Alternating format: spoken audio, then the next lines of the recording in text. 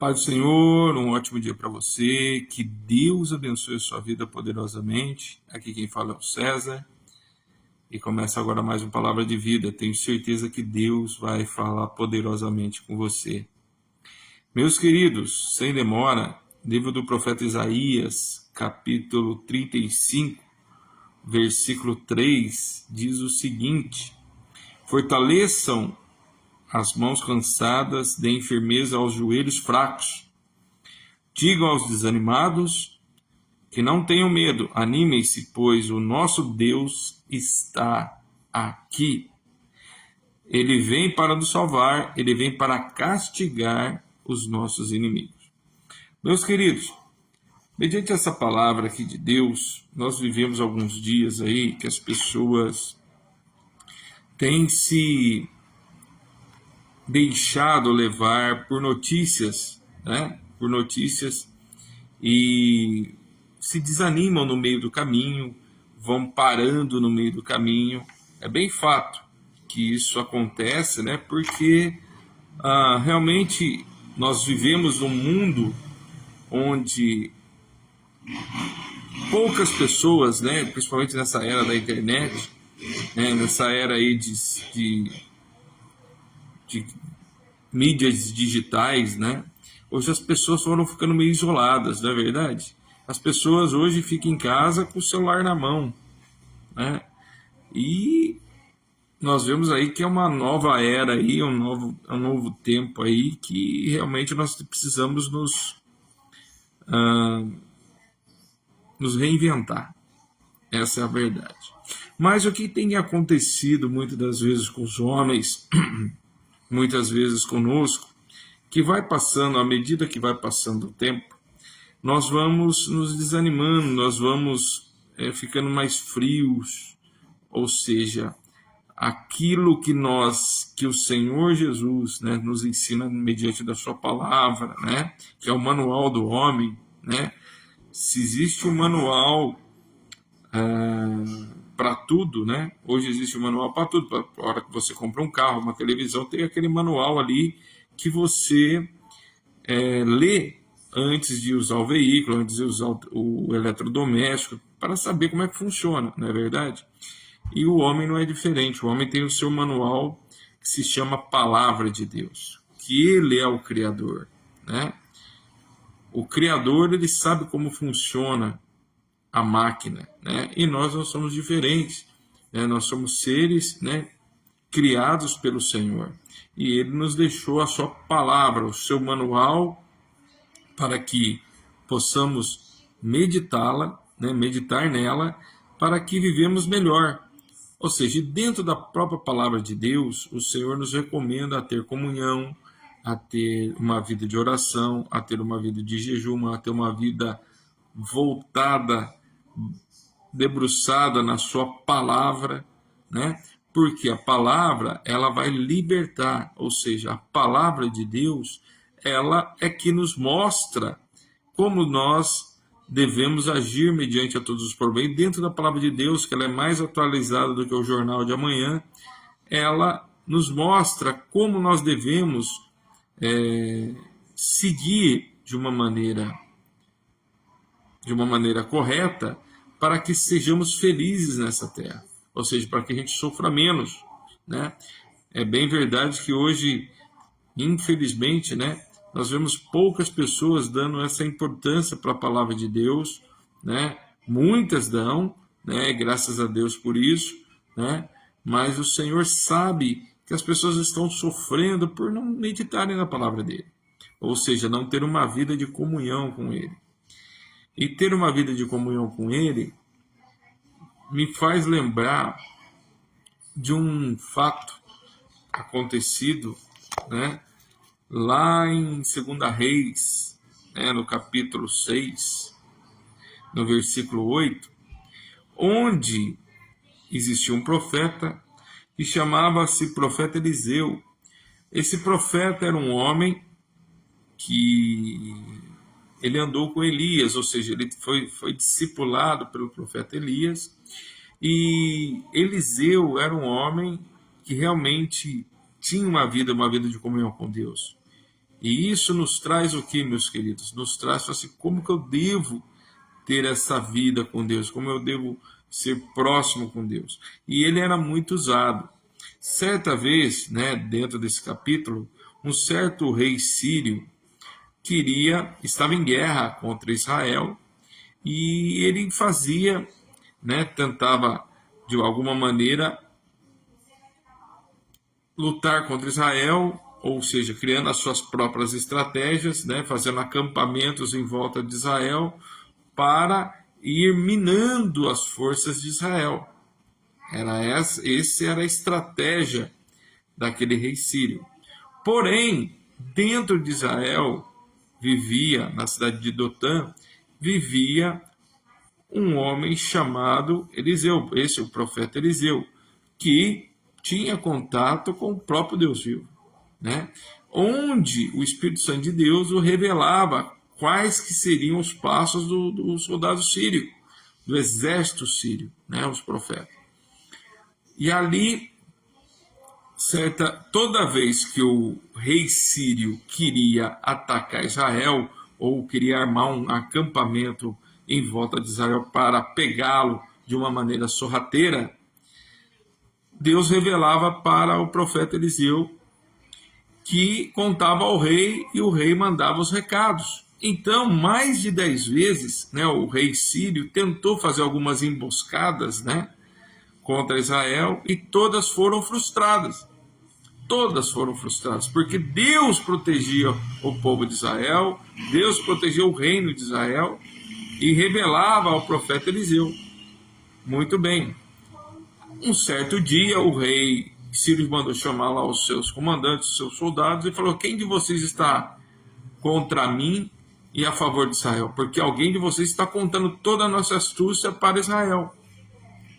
Quero saber quem que é que está do lado de Israel de vocês. E ali os generais de Israel falaram que não, que quem revelava para Israel as estratégias do exército sírio era um profeta chamado Eliseu. E ali, então, esse rei sírio manda uma comitiva, manda o exército dele até a cidade de Dotã para tentar pegar desprevenido Eliseu, ou seja, prender Eliseu, né? Mas se eles não conseguiram, nem quando eles estavam acampando contra Israel e Deus já revelava a Eliseu que eles estavam lá, imagine agora eles tentando querer pegar Eliseu. Não ia funcionar, né, meus queridos? E o que aconteceu com isso, né? O que aconteceu com isso? Quando os soldados começam a cercar a cidade de Dotã, o servo de Eliseu vai e conta para ele, desesperado: Eliseu, estão cercando a cidade de Dotã aqui e tal, o exército sírio. E ali, o que acontece? Eliseu, com a maior calma do mundo, um homem que tinha um relacionamento com Deus, né, como um amigo, né? Ou seja, ele tinha esse relacionamento porque ele tinha intimidade. E aí Deus fala assim: Senhor, Deus faz só uma oração, falou: Senhor, abra os olhos do meu servo para ele ver quem está comigo, quem está conosco aqui. E aí Deus concede a oração de Eliseu e abre a visão do servo de Eliseu. Quando ele abre os olhos, ele vê em volta das montanhas carros e cavalos de fogo, exércitos espirituais, simplesmente só aguardando a ordem de atacar. Mas aí o servo de Eliseu olha e fica impressionado com aquilo. Muito bem. Então, o que acontece? Deus faz uma oração. Deus faz uma oração e fala assim: olha, Senhor, cega os olhos do exército inimigo, do exército sírio. Cega os olhos deles. Confundem ele e cega. E Deus faz realmente isso. Cega os olhos de todo o exército sírio. Quando o exército está ali, confuso, não sabendo onde que está, o servo de Eliseu vai até os exércitos sírios e fala: olha, vocês estão na cidade errada, eu vou caminhá-los para um outro lugar. E os leva para dentro de Israel, para dentro do reino de Israel. Quando eles chegam dentro do reino de Israel, o rei de Israel na época lá fala assim, fala para Eliseu: Eliseu, o exército sírio está aqui, vamos acabar com eles. E Eliseu, como homem de Deus, poderia realmente, estava com o prato na mão, né? Estava com o prato na mão ali para poder acabar com aquele exército sírio ali, com aquela quantidade de homens sírios ali dentro de Israel, porque eles já estavam praticamente mortos, né? Só que Deus fala assim, falou: não, você não vai fazer como eles gostariam, né? Se fosse nós lá no reinado deles, talvez nós não sobreviveríamos, mas Deus manda dizer o seguinte: mostra para eles, dá alimento para eles, trata-os bem, que Deus vai te dar a vitória. E foi exatamente isso. Quando eles chegaram, o exército chegou dentro da cidade de Israel, que já estava ali fortificada, cercada. Deus abre os olhos do exército sírio. O exército sírio fica à mercê do exército de Israel.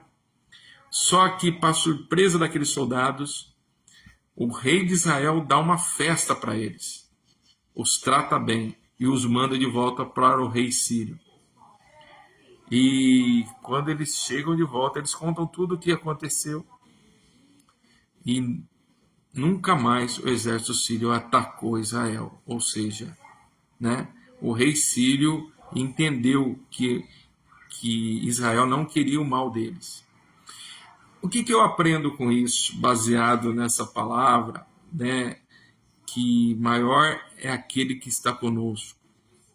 Eu entendo, meus queridos, que muitas das vezes nós vemos as ameaças que estão aí fora tentando nos parar, tentando nos frustrar, ou tentando nos colocar medo.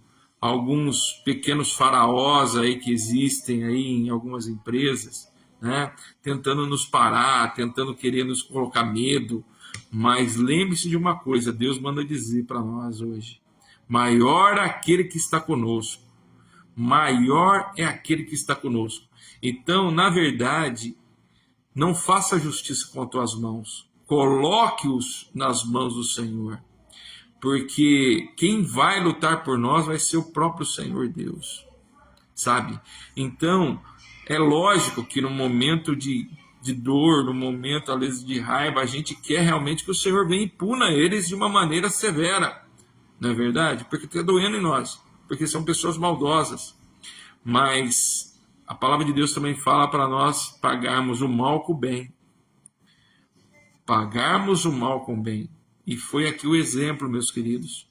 Foi o exemplo que Deus nos dá agora. Pague o mal com o bem. Porque brasas de justiça se ajuntarão sobre as vossas cabeças. Então, que você fortaleça o seu joelho, fortaleça os seus braços, porque maior que está com eles é o nosso Deus, é o Deus dos exércitos.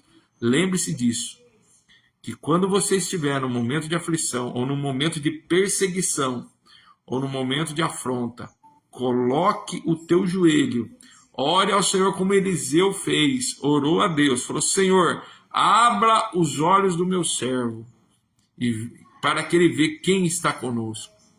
Então, que você consiga abrir os seus olhos para ver quem você tem servido. Porque maior é aquele que está conosco. Amém, meus queridos? Que você fique com essa palavra. Não faça a justiça com as tuas mãos. No momento certo, Deus vai abrir os teus olhos e vai te mostrar que o livramento está nas mãos dele. Que Deus abençoe a tua vida. Um ótimo dia, um ótimo domingo.